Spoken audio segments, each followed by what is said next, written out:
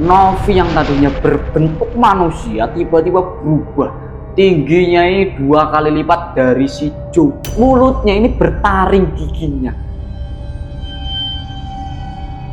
Saya ini istrimu, Mas. Saya ini istrimu, Mas. Bukan. Saya tidak pernah memiliki istri seorang demit, seorang jin seperti kamu. Mau seperti apapun caranya si Novi ini meyakinkan kepada Jo bahwa dia adalah istrinya. Sedangkan bentuknya sudah benar-benar berubah menjadi sosok makhluk astral yang mengerikan.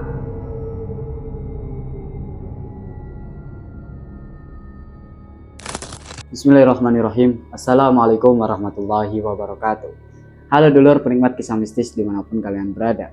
Kembali lagi bersama saya di sini Muhammad Reza Maulana di channel Tapak Misteri. Gimana dulur kabar kalian semua? Nah, semoga kalian semua senantiasa diberikan kesehatan, diberikan keberkahan, dimudahkan segala urusannya dan dilancarkan rezekinya oleh Allah Subhanahu wa taala. Satu lagi doa saya yang tak pernah tertinggal menyertai kalian dan kita semua. Semoga kita senantiasa dijauhkan dari segala mara bahaya yang berbau mistis. Oke dulur, pada kesempatan kali ini saya ingin membawakan sebuah kisah yang dikirimkan oleh seseorang bernama Joan, atau lebih akrabnya kita sebut saja dengan sebutan Jo. Joan, Bram, dan juga Rizky adalah 3 sahabat yang sudah saling kenal sejak kecil. Mereka bersahabat ini sudah lama banget. Sejak mereka ini masih sekolah dasar atau masih SD. Bahkan sampai kuliah mereka pun itu di kampus yang sama. Rizky adalah sosok pria yang bertumbuh dengan kepintarannya. Sedangkan Bram adalah sosok teman yang memiliki jiwa kuat. Dia juga pernah menjuarai di salah satu acara atau event lomba karate di sekolahnya. Dan tingkatnya itu tingkat provinsi. Sedangkan si Rizky ini juga pernah ikut kayak semacam olimpiade matematika setingkat nasional. Sedangkan Jo sendiri selalu tertinggal oleh teman-temannya tentang apapun itu, hal apapun itu, bahkan tak lain juga untuk hal pernikahan. Sekarang usia Jo menginjak genap 30 tahun. Bram dan juga Rizky sudah berumah tangga, sedangkan Jo sendiri belum. Hubungan mereka bertiga 1 tahun belakangan ini benar-benar renggang banget.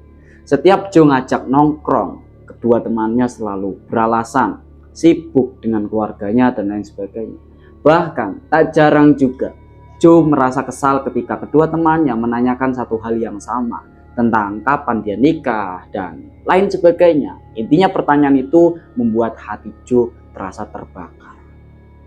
Dan sedikit dari kisah Jo ini, mungkin kalian semua sudah penasaran dengan selengkapnya dulur ya. Dan tak usah berlama lagi, langsung saja kita mulai ceritanya.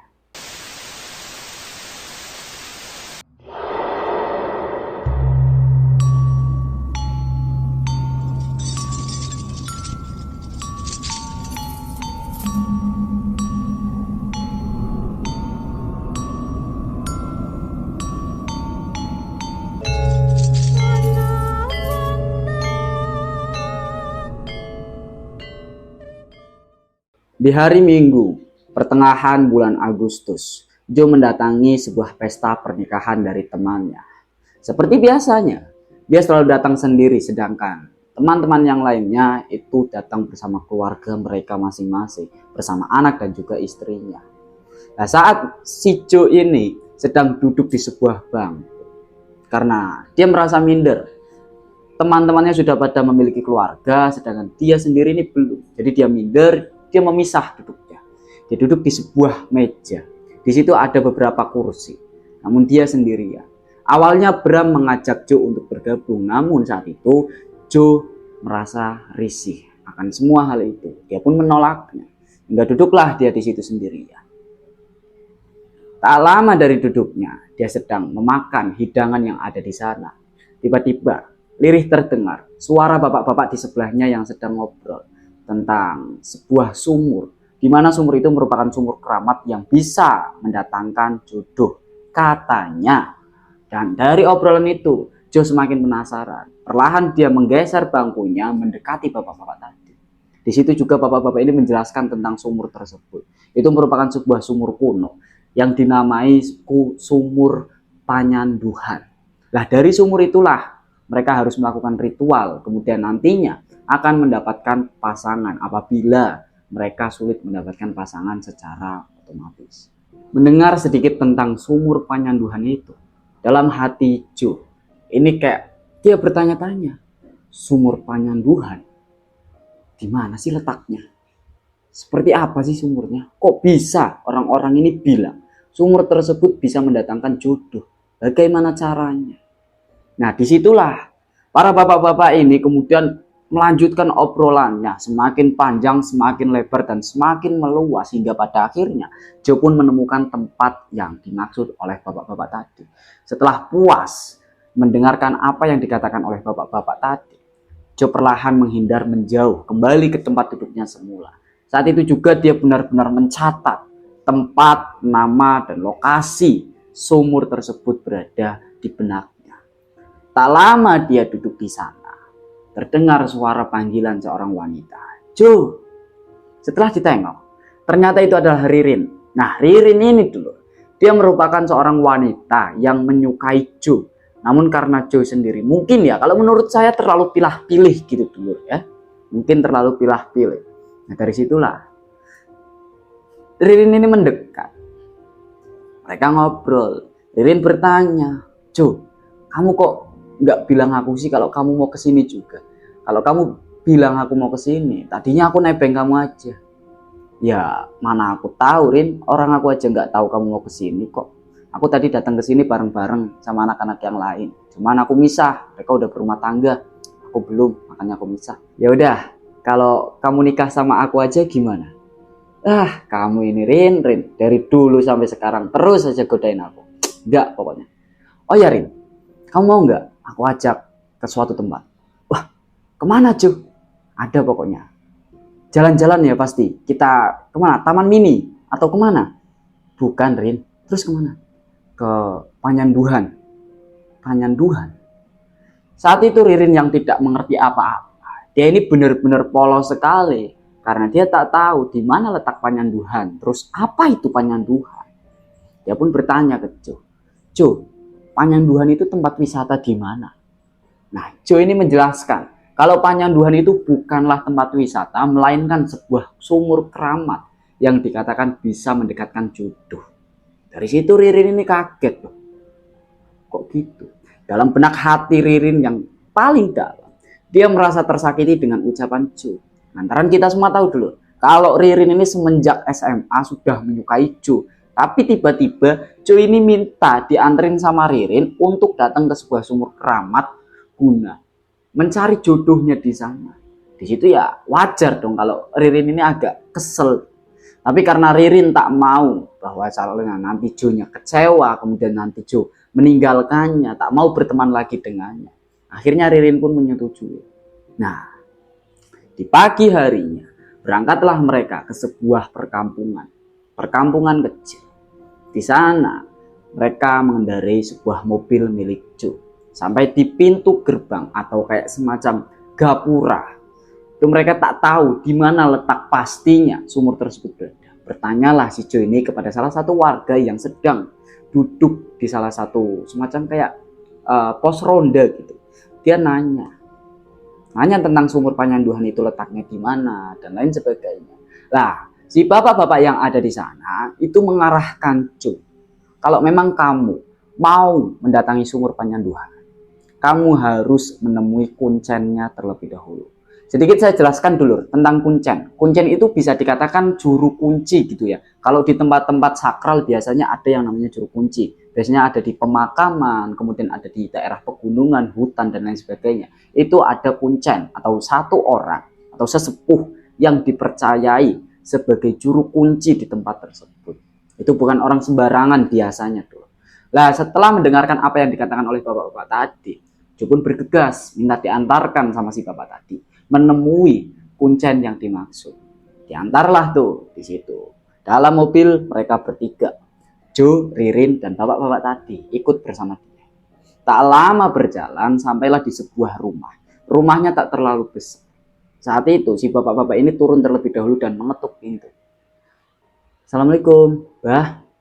Abah, bah, amit sewu bah, ada tamu bah dari luar.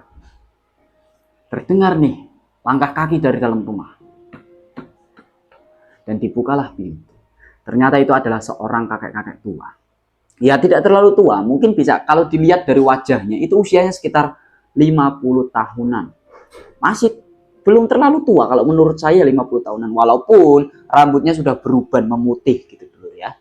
Mungkin di sini kalian semua penasaran dan bertanya-tanya, siapa nama kakek-kakek itu?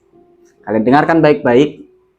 Namanya adalah Abah Maman. Abah Maman lah namanya. Saat Joe datang, Abah Maman ini segera menyambutnya dan mempersilakannya masuk ke dalam rumahnya yang tidak terlalu besar itu. Setelah duduk di ruang tamu, tak lama Abah Maman memanggil seorang istri atau ya seorang wanita, yang tak lain itu adalah istrinya. Mbok, sini mbok, ada tamu. Datanglah tuh nenek-nenek, usianya mungkin sekitar 50 tahunan juga. Datang ke sana, kemudian ada tamu. Dari mana adik? Mbak, saya dari Jakarta, Mbok. Oh ya sudah, monggo, saya ambilin teh dulu ya buat anget-anget. Tempat tersebut itu merupakan sebuah desa di kaki gunung, bro. Entah kaki gunung apa, di sini juga Joe ini nggak memberitahu saya ini gunungnya gunung apa, karena dia juga pengen menjaga privasi dari kampung tersebut. Nah setelahnya si mbok-mbok tadi itu masuk ke belakang. Di situ benar-benar kayak mereka merasakan sebuah keluarga yang hangat. Di situ Abah Maman juga cerita. Dia paham langsung tentang maksud dan tujuan si Joe. Walaupun saat itu Joe datang tidak sendirian. Dia mengajak seorang wanita. Tak lain itu adalah Ririn. Abah Maman ini berkata, saya tahu kedatangan kamu ke sini itu mau apa. Memang, terkadang manusia tidak ada yang tahu jodohnya seperti apa, jodohnya ditemukan di mana. Dan ini adalah salah satu contoh ikhtiarmu untuk menemukan jodohmu. Joe di situ hanya cuma bisa mengangguk-ngangguk sambil terus memperhatikan ke arah Ririn. Dia paham kalau Ririn ini sebenarnya nggak percaya sama hal-hal yang berbau magis gitu, ataupun hal-hal yang berbau mistis. Tak lama kemudian dari belakang si mbok tadi datang kembali, sembari membawa 3 gelas kecil yang sudah berisikan teh hangat. Dihidangkanlah di situ sambil makan cemilan. Joe bertanya, lantas saya harus bagaimana mbah? Caranya gampang, nanti malam jam 1 kamu ikut saya untuk mandi dan membasuh dirimu supaya lebih bersih dan bersinar. Saat itu, Joe langsung mengiyakan apa yang dikatakan oleh Abah Maman ini. Lah lantaran dulur, mereka ini datang dan sampai di rumah Abah Maman itu siang hari. Jadi mereka harus mau menunggu sampai nanti malam tiba. Hingga pada akhirnya malam pun tiba. Joe memilih untuk bergadang sampai jam 1 malam. Sedangkan si Ririn ini sudah tertidur di salah satu kamar yang ada di rumah itu. Jam 1 tiba. Joe berniatan untuk tidak membangunkan Ririn karena dia sadar Ririn ini pasti sudah kecapean. Jadi ya sudah, biar istirahat saja. Biar Joe sendiri dan juga Abah Maman yang pergi ke sumur tersebut. Jam 1 tiba, berangkatlah mereka berdua. Sampainya di sumur, Joe ini disuruh buka baju sama Abah Maman. Kemudian Abah Maman duduk bersila di belakang Joe. Joe di depannya, Abah Maman duduk di belakangnya. Joe dengan kondisi tidak memakai baju, hanya pakai kayak semacam kolor gitu dulu. Pakai celana pendek. Dia duduk sila juga. Abah Maman berkata, pejamkan matamu. Kemudian ia pun berkomat-kamit membaca mantra. Namun dulu, baru saja Joe ini memejamkan matanya. Tiba-tiba dia ngeliat kayak di sampingnya ini ada bayangan. Kalau ada orang di belakangnya berdiri, itu bayangannya itu sampai sampingnya. Nah itu dia ngeliat ada bayangan orang berdiri. Refleks dia nengok ke belakang. Namun dia tak melihat apapun di sana. Dia tidak melihat siapapun di sana kecuali Mbah Maman yang sedang sila sambil memejamkan matanya dan terus berkomat-kamit membaca mantra. Setelah memastikan tidak ada orang lain di sana, Joe membalikan kembali tuh pandangannya. Dia menatap di salah satu kebun pohon kopi, pepohonan kopi di sana. Nah, disitulah cuy ini tiba-tiba ngeliat ada sosok wanita dengan paras yang ayu rupawan, bener-bener cantik bang. Cuy di situ bilang sama si abah mama, bah ada cewek bah ada cewek, sambil terus menggoyangkan sikunya dengan nyata memberitahu si abah maman tadi. Namun tak ada jawaban apapun dari abah maman. Benar-benar gak ada jawaban. Abah maman ini benar-benar kayak khusyuk banget, dia baca mantra sambil memejamkan matanya. Nah, nggak lama dari itu karena Jo ini kayak anak kecil yang nggak tahu apa-apa, benar-benar masih polos banget, apalagi dia baru pertama kali mengalami hal-hal goib gitu loh. Nah, setelahnya saat itu juga Jo ini benar-benar terus menatap sosok wanita itu, benar-benar terus menatap sosok wanita. Dari belakang abah maman bilang, Jo, pejamkan matamu, jangan kamu lihat dia, pura-pura saja tidak lihat. Dipejamkan tuh matanya. Sudah sepertengah, ya belum lama, sekitar beberapa menit dia memejamkan matanya, terdengar suara, Juan, ngapain kamu di sini? Ayo pulang. Dia langsung ngebuka lagi matanya karena dia benar-benar yakin banget, dia kenal suara itu. Itu adalah suara almarhum ibunya yang sudah meninggal 3 tahun yang lalu. Jo di situ kebingungan. Dia tengok kanan kiri ke atas, ke segala arah dia tengok. Dia mencari sosok itu. Benar-benar dia cari. Dia bilang sama si abah mama, bah, ada ibuku bah, ada suara ibuku bah. Jo, tidak ada siapapun selain kita. Pejamkan kembali matamu. Baru dipejemin lagi matanya. Kedengeran lagi suara itu. Bahkan suaranya ini kayak orang marah-marah. Kalian pasti pernah kan dimarahin sama orang tua kalian, entah itu kalian lagi hujan-hujanan tiba-tiba dipanggil, pulang, kamu ngapain hujan-hujanan dan lain sebagainya. Itu kan seperti itu, sama persis. Suara tersebut benar-benar sama banget kayak almarhumah Ibu Jo. Itu yang dikatakan oleh Jo kepada saya, walaupun saya tidak pernah mendengar suara Ibu Jo secara langsung. Dia dengar, Jo, pulang. Untuk apa kamu datang ke sini? Kamu pulang sekarang. Tapi Jo ini benar-benar nggak ngelihat sosok itu di mana. Karena Jo ngerasa ada yang nggak beres. Dia pejamkan matanya kembali. Baru dia pejamkan, nggak lama juga ada yang ngelus kepalanya. Refleks. Dia buka lagi kepala matanya dan nengok ke atas. Di depannya dulu, tepat di depannya. Itu kan sumur ya. Nah, sumurnya ini itu bentuknya lebar. Sedikit saya jelaskan ya tentang letak sumur ini dan kondisinya. Itu sumurnya lebar, bukan kayak sumur-sumur kita di rumah itu, bukan. Sumur sakral kayak kolam, cuman bentuknya melingkar dan luasnya itu paling berapa sih? Nggak terlalu lebar lah. Nah, di seberangnya itu ada sosok wanita yang benar-benar persis mirip banget kayak ibunya si Jo atau almarhumah ibu dari si Jo ini. Di situ Jo ini kebingungan itu. Ibu kok di sini? Ibu ngapain di sini, Bu? Ibu ngapain? Baru bilang gitu. Abah mama nepok dia dari belakang. Plak. Joni nengok ke belakang. Kenapa, Bah? Itu bukan ibumu. Gak ada orang lain di sini selain kita berdua, Jo. Kamu fokus pejamkan matamu kalau kamu pengen berhasil. Kalau kamu gak pengen berhasil, ayo kita pulang. Itu Abah Maman bilang kayak gitu sambil memejamkan matanya. Karena Jo udah benar-benar yakin dia pengen dapat jodoh dari sumur tersebut. Lanjutkan ritualnya. Tak lama kemudian, Abah Maman ini berdiri dari tempat duduk semulanya. Kemudian dia melangkah menjauh dari Jo. Jo memperhatikan. Nah ternyata Jo benar-benar melihat Abah Maman ini menghampiri sesosok wanita yang sebelumnya ia lihat. Sosok wanita yang berparas ayu rupawan itu.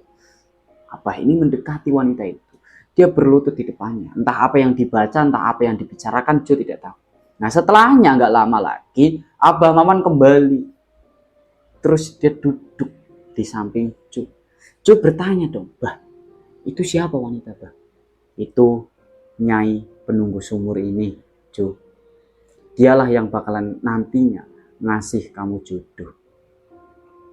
Berarti itu bukan manusia, Bah? Bukan, Jo. Sudah saya bilang berapa kali. Di sini selain kita berdua itu udah nggak ada lagi, Jo. Nggak ada orang lagi.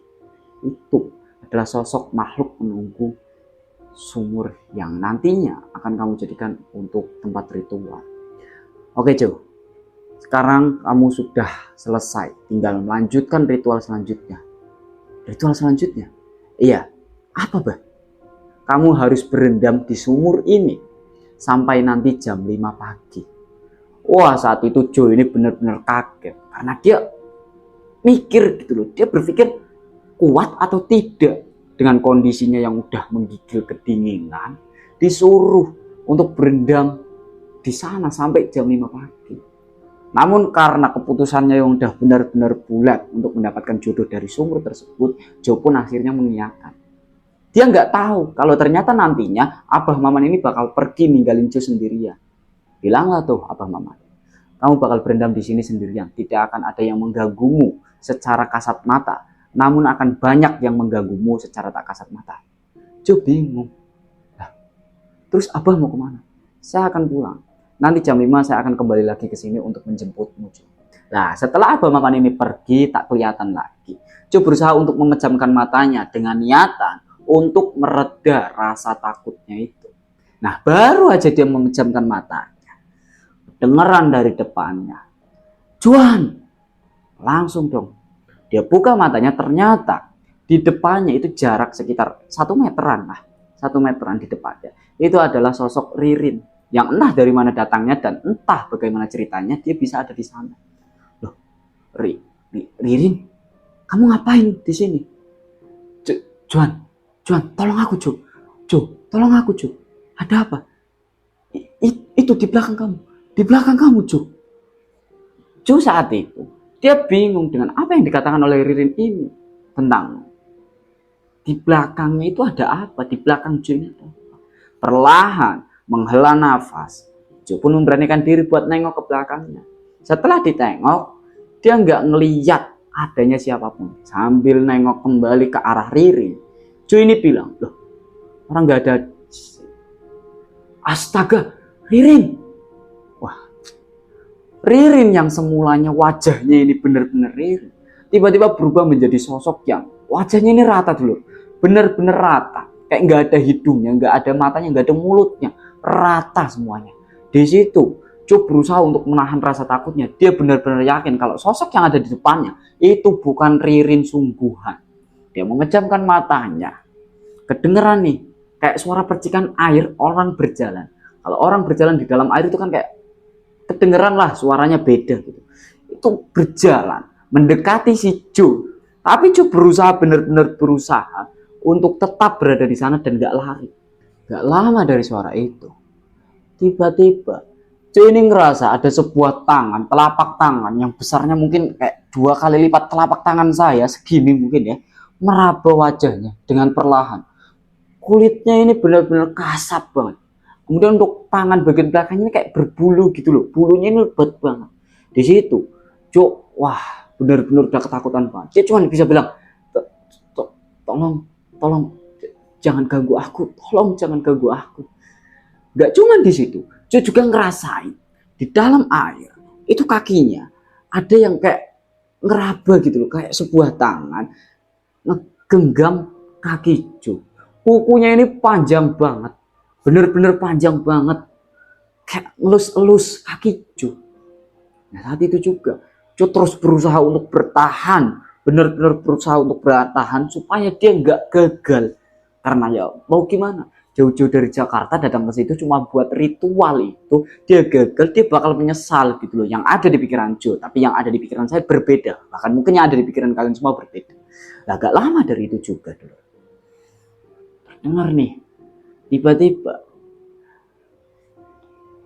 Abah Maman ini datang lagi sambil ngulurin anduk. Dia bilang, selamat Jo, kamu berhasil, saya yakin jodoh kamu akan segera datang. Jo langsung membuka matanya, dia heran, loh kok cepet banget, karena dia baru ngerasa tadi barusan dia merem, kok tiba-tiba udah jam 5. Itu suatu hal yang aneh menurut Jo sendiri. Nah, setelahnya kemudian mereka berdua pun kembali ke rumah. Saat kembali ke rumah, ternyata si Ririn itu sedang tertidur. Nah, karena Jo berpikir tanggunglah, nanti aja ngebangunin Ririn jam 7 sekalian pulang ke Jakarta. Jam 7 tiba, dibangunkanlah tuh si Ririn. Si Ririn dibangunkan. Kemudian mereka berdua pun berpamitan dari Abah Maman. Pulanglah. Seminggu setelah kejadian itu, si Jo ini sering sekali mengalami sebuah mimpi beruntun. Nah, mimpi beruntun ini merupakan mimpi yang bisa dikatakan sama gitu loh.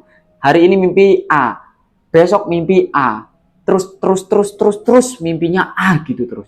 Di dalam mimpinya, Jo melihat seorang wanita. Dia juga melihat wanita tersebut di sebuah pasar malam yang terletak di pesisir pantai. Nah, wanita tersebut benar-benar cantik banget. Wajahnya ini full senyum kalau orang Jawa bilang. Wah, benar-benar idaman banget dulu. Dia juga berjilbab. Kalau senyum, dia ini selalu menampilkan kayak lesung pipi di bagian kirinya. Badannya putih, pokoknya bersih banget. Tapi yang menjadi sebuah keheranan bagi Jo sendiri, kenapa mimpi tersebut berulang kali, bahkan sampai kesekian kalinya. Dari situlah Jo mulai kembali penasaran. Dia juga sadar ada sesuatu di balik mimpinya tersebut. Dia mengumpulkan setiap objek yang dia lihat di dalam mimpinya itu. Mulai dari pasar malam, pantai, kemudian juga ada ibu-ibu pedagang sawo. Lah, dua hal lagi. Ini sebenarnya agak-agak samar dilihat oleh Jo. Dia ngelihat ada semacam kayak bus, sebuah bus pariwisata yang mengantar siswa atau siswi yang bertuliskan SMK 3, SMKN 3. Di situ Jo juga melihat di bagian samping bus, tepatnya di sebelah kanannya, itu sebuah banner terpampang, ada tulisannya rombongan ziarah Syekh Asnawi atau rombongan ziarah makom Syekh Asnawi. Nah, dari apa yang dia dapatkan di mimpinya, Jo langsung mencari tahu tentang siapa sosok Syekh Asnawi tersebut. Dia carilah tuh di Google. Setelah menemukan ternyata Syekh Asnawi ini merupakan seorang tokoh ulama penting yang memaparkan agama Islam lebih dalam di daerah Banten. Lah, makam beliau berada di Pandeglang, di semacam kayak dusun Caringin atau enggak desa Caringin. Saya kurang paham juga ya. Pokoknya di daerah Caringin, Pandeglang. Dia dimakamkan di sana. Dari informasi itu, si Jo ini berniat untuk mendatangi tempat tersebut sendirian. Hingga pada akhirnya suatu hari dia pun datang ke sana. Dan semua mimpinya yang dia lihat benar-benar sebuah kenyataan. Dia ngelihat di sana banyak sekali bus. Dia cari tuh bus yang bertuliskan SMKN 3. Nah, setelahnya terdapat sejumlah 2 bus yang tulisannya sama, SMKN 3. Ya, bus itu memuat 2 rombongan siswa dan siswi. Nah, dari situlah Jo semakin yakin ini ada yang tersembunyi nih di balik mimpi. Berjalanlah Jo di situ karena dia datang ini siang-siang, pasar malam itu belum buka. Belum buka pasar malamnya. Dia berjalan-jalan. Kemudian dulur, dia mencari lagi petunjuk-petunjuk lainnya, mulai dari semacam kayak pantai yang ada di daerah sana. Hingga pada akhirnya dia baru ngeh kalau di dalam mimpinya dia ketemu sama seorang ibu-ibu penjual sawo. Dan benar aja ada ibu-ibu di sana. Penjual sawo itu benar-benar ada di pinggiran jalan. Jo berhenti dengan dia mengalihkan apa yang diinginkan supaya nggak terlalu kelihatan aneh banget gitu. Dia pun berusaha untuk berinteraksi dengan mencoba menawar sawo yang dijajahkan. Lah, sedikit juga Jo bertanya tentang makam Syekh Asnawi, pasar malam, dan pantai yang ada di sana. Dan benar, si ibu penjual sawo ini menjelaskan semuanya dengan rinci, mulai dari makam Syekh Asnawi, kemudian juga pantai yang ada di sana dan lain sebagainya. Ditelusurilah tuh saat itu. Jo juga sempat berziarah ke makam Syekh Asnawi. Nah, setelah keluar ziarah, malam pun tiba. Pasar malam ini benar-benar ada di sana. Di sebuah kayak semacam pesisir pantai gitu dulu. Itu pasar malamnya di situ. Ada biang lala dan lain sebagainya. Ada komplit, lengkap, ramai sekali. Orang-orang dari luar kota, luar daerah itu banyak di sana. Hingga pada akhirnya dia masih penasaran dengan sosok wanita yang sebelumnya menghadirinya di dalam mimpi. Sosok Novi tadi. Di situ Jo ini nyari nggak ketemu sampai pada akhirnya sekitar jam 11 itu orang-orang udah mulai pada bubar, udah mulai pulang semuanya. Sedangkan Jo sendiri karena masih bertekad untuk menemukan si Novi tadi, dia tetap berada di sana. Sampai pada akhirnya dia ini duduk di sebuah warung kopi yang masih buka. Ada beberapa warung kopi yang masih buka. Dia duduk di sana. Dia lagi nyeruput kopinya sambil berpikir di mana dia harus menemukan sosok Novi tadi. Gak lama dari itu dia lagi mikir, kedengeran dari belakangnya, "Bu, beli teh anget satu dibungkus ya." Suaranya bener-bener wah syahdu banget ketika didengarkan oleh si Jo. Jo langsung kayak kesengrok ketika lagi minum kopi ini. Dia langsung kesengrok, dia nengok dan benar. Itulah sosok Novi, sosok wanita yang sebelumnya mendatanginya lewat mimpi. Spontan di situ Jo dia langsung bilang, "Novi ya?" Lah sosok wanita ini karena dia nggak kenal sama Jo, dia cuma diem doang kayak orang bingung. Terus dia bilang, "Kamu siapa?" "Saya Jo." "Kamu Novi kan? Nama kamu Novi kan?" "Iya, nama saya Noviani." "Kamu kenal saya dari mana?" "Kayaknya saya nggak pernah ketemu kamu." Novi ini keheranan, dia bingung sama Jo yang tiba-tiba manggil dia. Padahal si Novi ini nggak kenal sama sekali sama si Jo. Bahkan dia ini nggak pernah berinteraksi dengan lelaki manapun. Hingga pada akhirnya karena Jo ini nggak mau si Novi ini tahu kalau Jo ini kenal Novi dari mimpinya, tahu Novi ini dari mimpinya, Jo pun beralasan kalau Jo kenal Novi dari laman Instagram atau apapun itulah media sosialnya. Dari situlah mereka pun berjabatan tangan, berkenalan tuh. Malam itu serasa benar-benar syahdu banget dialami oleh Jo. Mereka berjalan-jalan mengitari pantai yang ada di sana, kemudian duduk, melihat gemerlipan bintang, hingga pada akhirnya saling cerita satu sama lain. Di sana juga, Novi ini mengungkapkan bahwa dia hanya tinggal bersama abangnya atau kakaknya. Sedangkan kedua orang tua Novi ini sudah meninggal dunia, sudah tidak ada. Bisa dikatakan Novi ini adalah seorang anak yatim piatu sejak kecil dulu. Nah, dari perkenalan itu di dalam hati si Jo ini kayak berkehendak, siapapun kamu, dari ras apapun kamu, dari keluarga manapun kamu, saya akan tetap mencintaimu. Dalam hati Jo, dia belum berani mengungkapkan dengan lisannya kepada sosok Novi yang ada di depannya. Lah, setelahnya mereka berdua pulang. Si Jo balik lagi ke Jakarta.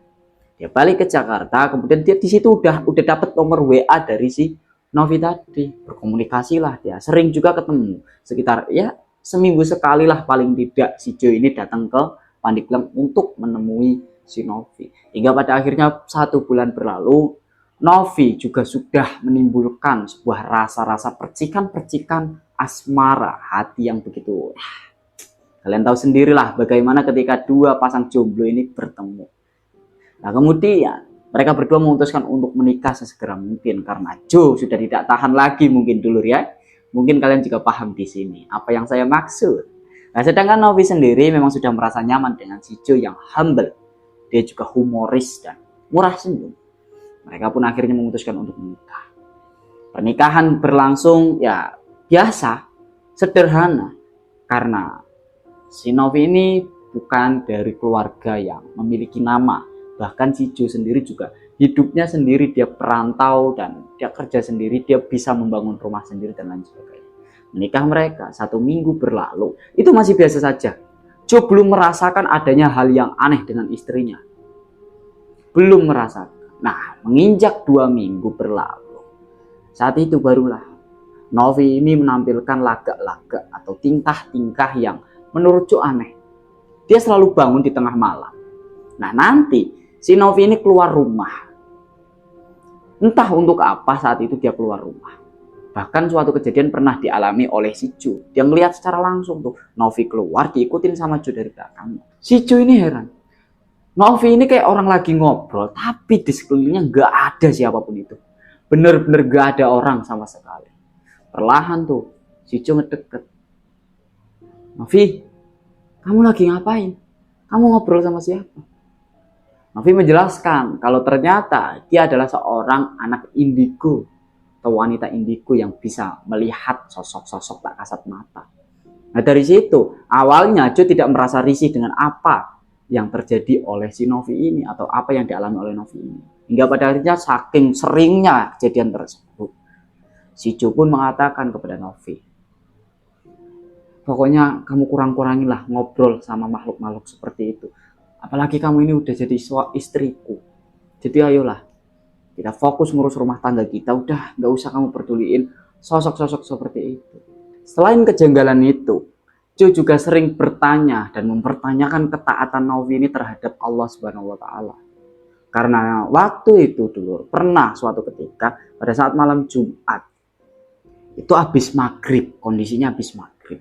Jo yang habis sholat maghrib itu membaca Al-Quran di kamarnya. Namun saat itu juga si Novi ini mendekatinya sambil kayak wajahnya ini memerah gitu tuh. Dia bilang sama si Jo kalau dia lagi sakit gigi. Nah, suara dari Jo yang mengaji itu mengganggu katanya, mengganggu lukanya atau giginya yang lagi sakit. Ya, Jo gak mau pikir panjang, dia juga gak mau ribut sama istrinya. Akhirnya Jo pun berhenti membaca Al-Quran dan menutup kitabnya. Gak cuma di situ dulu. Di suatu malam, ini suatu kejanggalan yang benar-benar membuat Jo kayak ngerasa kaget. Di suatu malam dulu, lagi dan lagi, Jo terbangun dari tidurnya saat tengah malam dan mendapati Novi yang sudah tidak ada di sampingnya.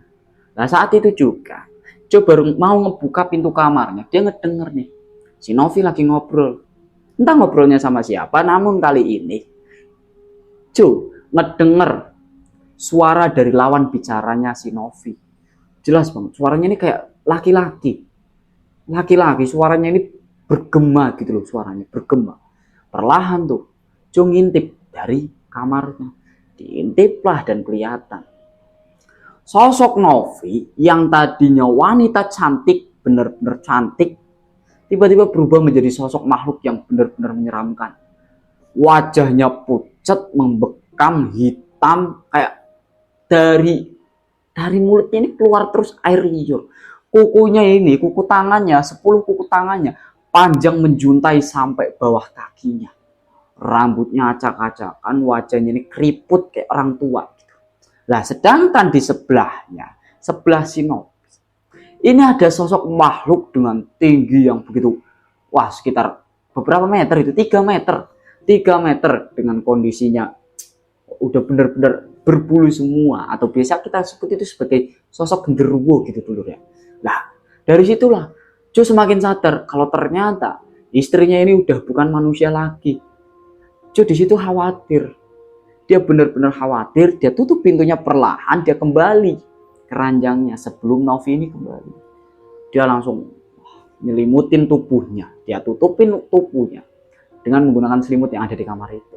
Gak lama tuh, kedengeran langkah kaki. Grek, grek, grek, grek. Pintu dibuka, krek. Masuklah sosok Novi ke dalam kamar tersebut. Naik dia ke ranjang. Perlahan tangan Novi itu memeluk tubuh Jo. Di situ Jo benar-benar sadar kalau tangan yang meluk si Jo ini bukan tangan Novi yang dalam kondisi masih menjadi manusia. Ini tangannya benar-benar wah parah banget dulu.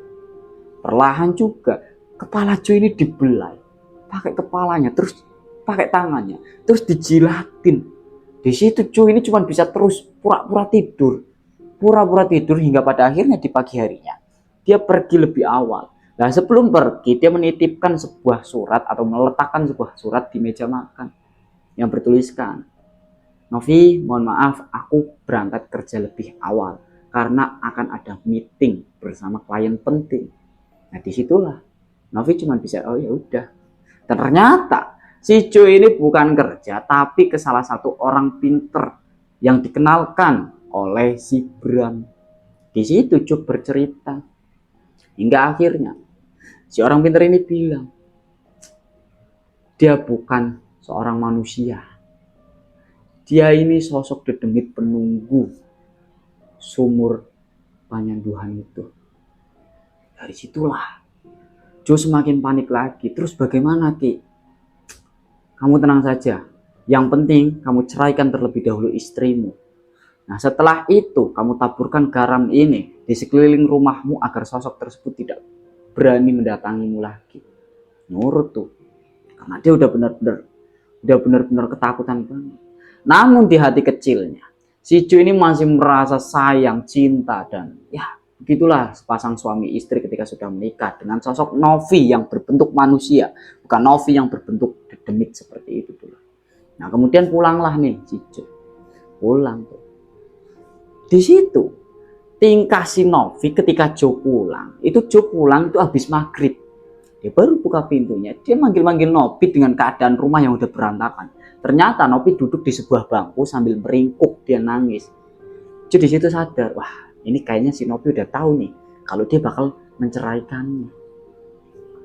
Novi ini nangis-nangis sambil bilang, kamu jahat mas, kamu jahat sama aku mas, kamu jahat. Jo bilang, Nov, sepertinya kita udah tidak bisa lagi bersama. Aku akan menceraikanmu. Mendengar apa yang dikatakan oleh si Jo, Novi yang tadinya berbentuk manusia tiba-tiba berubah. Tingginya ini 2 kali lipat dari si Jo. Benar-benar wah, mulutnya ini bertaring giginya. Lah dia ini bisa senyum, cuman senyumnya ini kayak senyumannya itu sampai ke bagian sini loh dulu. Benar-benar lebar banget. Darah di mana-mana di wajahnya. Jo di situ udah benar-benar ketakutan. Dia perlahan mundur, sedangkan Novi perlahan maju mendekati Jo. Jo di situ bilang, stop, berhenti. Kalau kamu sampai berani maju, jangan salahkan saya bakal ngebakar kamu. Mas, kok kamu gitu mas? Saya ini istrimu mas, Bukan, saya tidak pernah memiliki istri seorang dedemit, seorang jin seperti kamu. Mas, saya ini Novi mas, istrimu mas. Ya mau gimana pun, mau seperti apapun caranya si Novi ini meyakinkan kepada Jo bahwa dia adalah istrinya. Sedangkan bentuknya sudah benar-benar berubah menjadi sosok makhluk astral yang mengerikan. Jo yang gak bakalan percaya. Bahkan anak kecil pun ketika seperti itu dia tidak akan percaya. Hingga pada akhirnya Jo kembali mengutuk si Novi. Dengan izin Allah, saya menceraikanmu sekarang juga, Novi. Lebih baik kamu pergi sekarang juga dari sini. Dia ngeluarin tuh jimat yang dikasih sama si dukun tadi, disebarin tuh, dilemparin ke si Novi, biar dan dia hilang. Dia hilang entah kemana si Novi itu. Nah setelah hilangnya Novi, kemudian Jo langsung tuh nebarin garam yang udah dikasih sama dukun tadi, dukun yang disarankan oleh Bram tadi. Jadi tebarin tuh garam itu di sekeliling rumahnya. Setelah sudah selesai, seminggu berlalu, Jo ini benar-benar kayak terus ngedenger suara Novi. Suara Novi ini terus bergema di setiap ruangan yang ada di rumahnya. Benar-benar kayak suara tawaan, suara tangisan dan lain sebagainya. Benar-benar jelas banget itu suara Novi. Tapi di situ Jo berusaha untuk baik-baik saja. Dia ini berusaha untuk tidak terpengaruh oleh suara itu. Nah kemudian dulu berjalan 12 hari setelah perceraiannya, si Jo ini lagi nonton bola di depan atau di ruang tamu. Dia nonton bola. Gak lama dari itu, ada yang ngetuk pintunya. Itu kondisinya udah malam, jam 11 malam. Karena Jo saat itu masih yakin kalau si Novi ini udah gak bakalan datang lagi ke rumah si Jo. Dia perlahan tuh ngedeket. Siapa sih ini? Malam-malam kayak gini kok mertamu ke rumah orang. Dibuka pintunya, dia nggak ngeliat siapapun. Lah giliran dia nengok ke bawah, ternyata dulu di bawahnya ada seorang anak bayi yang udah dibungkus pakai kain berwarna putih. Dari kejauhan itu ada pohon pisang. Cung lihat ada sosok Novi. Sosok Novi ini dari kejauhan bilang, Mas, ini anakmu mas. Dari semua anak yang saya lahirkan cuma satu yang berwujud manusia mas. Tolong kamu rawat dia mas. Tolong kamu jagain dia mas. Di situ Jo yang nggak tahu apa-apa, dia cuma bisa melongo sambil kebingungan. Dia gotong tuh bayinya, dia bawa masuk, dia kunci lagi ke rumah. Sebenarnya karena Jo saat itu finansialnya udah benar-benar mumpuni, bisa dikatakan dia sebagai orang kaya. Jo ini berniatan untuk menyewa seorang babysitter. Cuman karena dia nggak mau nanti ada suatu hal yang terjadi terhadap babysitter tersebut ketika merawat anak tadi. Akhirnya dia tidak jadi untuk menyewa babysitter. Jadi gini dulu, dari apa yang dikatakan oleh Mas Jo kepada saya, bahwasannya ternyata sosok Novi atau istri dari Mas Jo ini sebelumnya itu melahirkan 301 anak, 301 bayi. Namun hanya satu yang berwujud manusia, sedangkan yang lainnya itu berwujud demit seperti ibunya. Nah, anak tadi diberi nama oleh Jo dengan nama Bianca. Karena dia ingin si anak tadi ini bertumbuh seiring berjalannya zaman. Dia juga pengen si anak tadi ini menjadi seorang wanita yang pandai, pintar, cantik, gemulai, dan ya bisa dikatakan sebagai primadona desa gitu. Nah, kemudian saat itu juga menginjak usia si Bianca ke-7 tahun. Saat ulang tahunnya dirayakan tuh kecil-kecilan antara Bianca dan juga si Jo saja. Nah, kemudian dulu saat itu juga di dalam ruangan tersebut itu kedengeran suara Novi yang berkata, "Selamat ulang tahun ya nak, ibu doakan kamu sehat-sehat di sana. Titip ayahmu nak, jagain dia, ibu sayang sama anakmu." Benar-benar kedengeran, dan itu yang ngedenger si Jo sama si Bianca-nya. Tapi di sekelilingnya ini nggak melihat siapapun. Nah, semenjak kejadian itu juga dulu, si Bianca ini semakin sering berinteraksi dengan sosok-sosok makhluk. Seakan-akan bisa dikatakan dia ini indigo. Bisa dikatakan dia ini indigo. Nah, dari situlah Jo memutuskan untuk pindah rumah karena dia nggak mau dari apa yang terjadi oleh anaknya sebagai seorang indigo itu mengganggu keluarganya nanti, mengganggu si Bianca tadi, mengganggu pertumbuhan dari Bianca tadi. Setelahnya mereka pun pindah. Sebelum pindah, si Jo ini menuliskan sebuah pesan di kaca yang ada di kamarnya. Pesan itu tertulis, "Novi, aku dan Bianca pamit. Tolong kamu jangan ganggu kami lagi. Kami bakal mendoakan kamu yang terbaik selalu untukmu. Jadi tolong lepaskan kami, Novi." Dan dari situlah kisah ini pun berakhir. Sedulur Tapak Misteri dimanapun kalian berada, kisah ini merupakan kisah yang dialami oleh Mas Joan atau biasa kita sebut dengan sebutan Jo. Dan setelah kejadian itu berselang beberapa tahun, akhirnya Mas Jo kembali menemukan jodohnya, yang bisa dikatakan ini merupakan jodoh dunia akhirat baginya. Amin, Allahumma amin. Dan dari kisah ini juga mengajarkan banyak hal kepada kita, bahwasanya sosok makhluk gaib bisa menjelma menjadi siapapun yang ia inginkan. Sosok tersebut bisa berubah wujud seperti apapun yang ia mau. Jadi berhati-hatilah ketika Anda menemukan orang baru di sekitar Anda yang mungkin tampangnya mencurigakan, atau mungkin juga sosok tersebut ada di sekitar Anda. Mungkin itu saja yang dapat saya sampaikan pada kesempatan kali ini. Kurang lebihnya mohon maaf. Sampai berjumpa di video-video selanjutnya. Dan satu lagi yang perlu kalian ingat, barang siapa yang tidak subscribe akun ini, maka kalian sungguh kejam. Saya akhiri. Wassalamualaikum warahmatullahi wabarakatuh.